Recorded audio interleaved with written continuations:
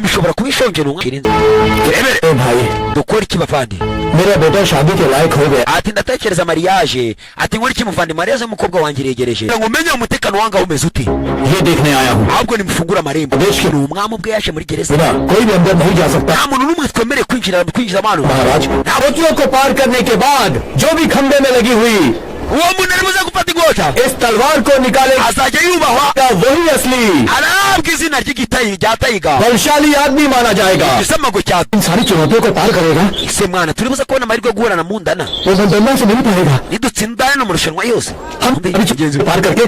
reka tujye muri amarushanwa sasa murumuna yaravuze ati mereza amahirwe muvandi उस वर्मा और उसके दोस्तों की आज barama n'abagabo be छुट्टी कर दूंगा ntabwo bazongera kubona amahirwe yo kubaho amahirwe का सर काट कर आपके चरणों में imitwe yabo ndaza kuyibakuzaniramo nk'imana ndayiguha बहुत अच्छी बात बोली तुमने ko binsezeranyije उन कमीनों की आज mbere yo ku izuba haya basi